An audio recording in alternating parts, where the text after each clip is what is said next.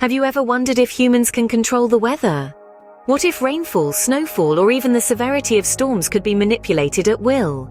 This is not just a wild flight of fancy, but a real-world practice known as weather modification. One of its most common techniques is cloud seeding, a method that has been in use since the mid-20th century.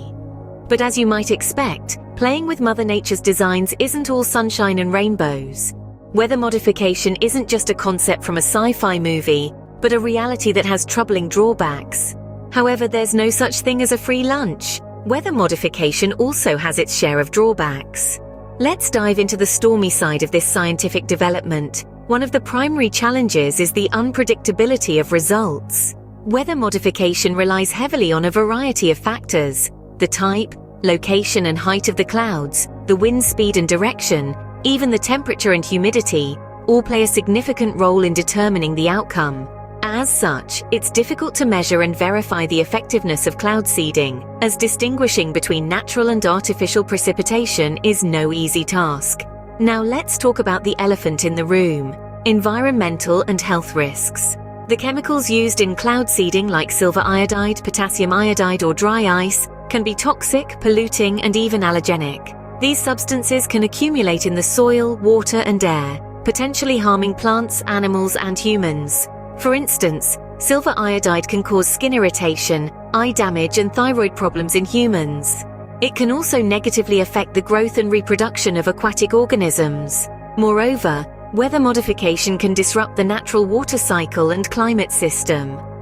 By altering the distribution and availability of water resources, it can affect temperature, pressure, and wind patterns in the atmosphere. This can lead to unintended and unpredictable consequences, not just locally but on a global scale. And let's not forget the ethical and social questions it raises. Who has the right to modify the weather? Who benefits and who suffers from the outcomes? And who should be held accountable for the risks and damages? These are complex questions that spark conflicts and disputes among different stakeholders, from farmers and environmentalists to water managers and governments. As you can see, weather modification is not a magic bullet, but a double-edged sword that can cause as much harm as good. So, is weather modification a boon or a bane? The answer is not as clear-cut as we might wish. As we've seen, cloud seeding has the potential to alleviate water scarcity and mitigate extreme weather events.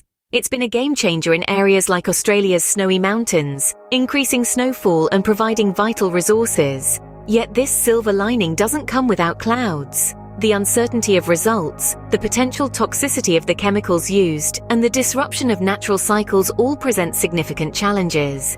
The presence of silver iodide, potassium iodide, or dry ice in the environment can have harmful effects on both nature and human health. The ethical implications also loom large. Who gets to decide when and where to modify the weather? Who bears the brunt of the consequences? The interests and preferences of various stakeholders, from farmers and water managers to environmentalists and governments, often conflict, adding to the complexity of the issue. What we're left with is a stormy debate, one that needs more research, careful regulation, and public dialogue. It's crucial to weigh the benefits against the potential harm, acknowledging the complexity of the issue and striving to make informed, responsible decisions.